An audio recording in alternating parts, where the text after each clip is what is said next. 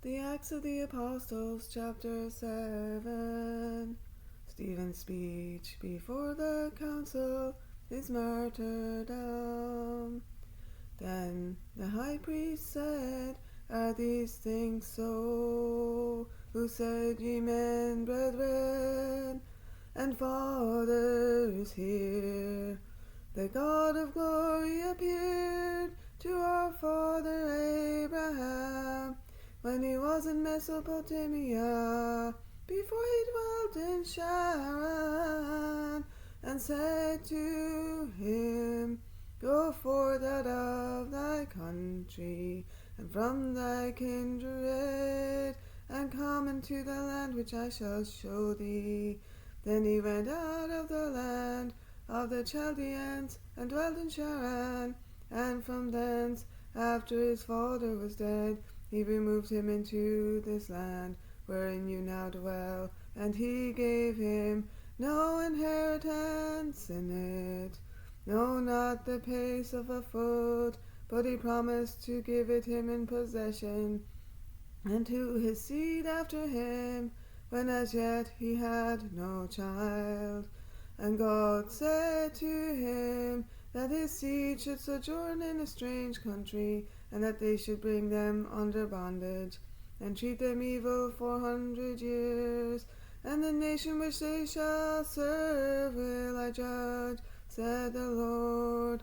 And after these things they shall go out, and shall serve me in this place. And he gave him a covenant of circumcision. And so he begot Isaac, and circumcised him the 8th day. And Isaac begot Jacob, and Jacob the 12 patriarchs. And the patriarchs, through envy, sold Joseph into Egypt. And God was with him, and delivered him out of all his tribulations, and he gave him favor and wisdom in the sight of Pharaoh, the king of Egypt. And he appointed him governor over Egypt, and over all his house. And there came a famine upon all Egypt and Canaan, and great tribulation, and our fathers found no food. But when Jacob had heard that there was corn in Egypt, he sent our fathers first. And at the second time Joseph was known by his brethren, and his kindred was made known to Pharaoh. And Joseph sending called thither Jacob his father, and all his kindred 75 souls. So Jacob went down into Egypt, and he died, and our fathers, and they were translated into Shechem, and were laid in the sepulchre that Abraham brought for a sum of money of the sons of Hamor, the son of Shechem. And when the time of the promise drew near, which God had promised to Abraham, the people increased and were multiplied in Egypt. So another king arose in Egypt, who knew not Joseph. This same, dealing craftily with our race, afflicted our fathers, that they should expose their children to the end they might not be kept alive. At the same time was Moses born, and he was acceptable to God, who was nourished 3 months in his father's house. And when he was exposed, Pharaoh's daughter took him up and nourished him for her own son. And Moses was instructed in all the wisdom of the Egyptians, and he was mighty in his words and in his deeds. And when he was full 40 years old, it came into his heart to visit his brethren, the children of Israel. And when he had seen one of them suffer wrong, he defended him. And striking the Egyptian, he avenged him who suffered the injury. And he thought that his brethren understood that God by his hand would save them. But they understood it not.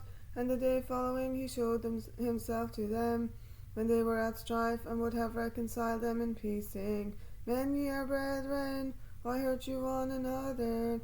But he that did the injury to his neighbor thrust him away, saying, Who hath appointed thee prince and judge over us? What wilt thou kill me, as thou didst yesterday kill the Egyptian? And Moses fled upon this word, and was a stranger in the land of Madian, where he begot 2 sons. And when 40 years were expired, there appeared to him in the desert of Mount Sinai an angel in a flame of fire in a bush. And Moses, seeing it, wondered at the sight. And as he drew near to view it, the voice of the Lord came unto him, saying, I am the God of thy fathers, the God of Abraham, the God of Isaac, and the God of Jacob. And Moses, being terrified, durst not behold. And the Lord said to him, Loose the shoes from thy feet, for the place wherein thou standest is holy ground. Seeing I have seen the affliction of my people which is in Egypt, and I have heard their groaning, and am come down to deliver them. And now come, and I will send thee into Egypt. This Moses whom they refused, saying, Who hath appointed thee prince and judge? Him God sent to be prince and redeemer by the hand of the angel who appeared to him in the bush. He brought them out, doing wonders and signs in the land of Egypt, and in the Red Sea, and in the desert 40 years. This is that Moses who said to the children of Israel, A prophet shall God raise up to you of your own brethren, as myself, him shall you hear. This is he that was in the church in the wilderness, with the angel who spoke to him on Mount Sinai, and with our fathers, who received the words of life to give unto us, whom our fathers would not obey, but thrust him away, and in their hearts turned back into Egypt, saying to Aaron, Make us gods to go before us, for this Moses who brought us out of the land of Egypt, we know not what is become of him. And they made a calf in those days, and offered sacrifices to the idol, and rejoiced in the works of their own hands. And God turned and gave them up to serve the host of heaven. As it is written in the books of the prophets, Did you offer victims and sacrifices to me for 40 years in the desert, O house of Israel?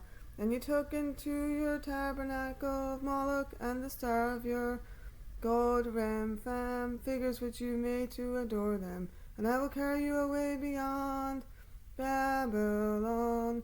The tabernacle of the testimony was with our fathers in the desert. God ordained for them, speaking to Moses, that he should make it according to the form which he had seen, which also our fathers receiving brought in with Jesus into the possession of the Gentiles, whom God drove out before the face of our fathers unto the days of David, who found grace before God, and desired to find a tabernacle for the God of Jacob. But Solomon built him a house, yet the Most High dwelt not in houses made by hands, as the prophet saith, Heaven is my throne, and the earth my footstool. What house will you build me, saith the Lord?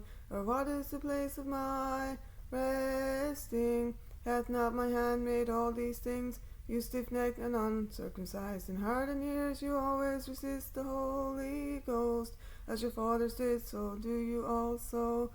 Which of the prophets have not your fathers persecuted? And they have slain them who foretold of the coming of the Just One, of whom you have been now the betrayers and murderers, who have received the law by the disposition of angels, and have not kept it. Now hearing these things, they were cut to the heart, and they gnashed with their teeth at him. But he, being full of the Holy Ghost, looking up steadfastly to heaven, saw the glory of God, and Jesus standing on the right hand of God. And he said, Behold, I see the heavens opened, and the Son of Man standing on the right hand of God. And they, crying out with a loud voice, stopped their ears with one accord, ran violently upon him, and casting him forth without the city, they stoned him. And the witnesses laid down their garments at the feet of a young man, whose name was Saul. And they stoned Stephen, invoking and saying, Lord Jesus, receive my spirit. And falling on his knees, he cried with a loud voice, saying, Lord, lead not this sin to their church. And when he had said this, he fell asleep in the Lord. And Saul was consenting to his death.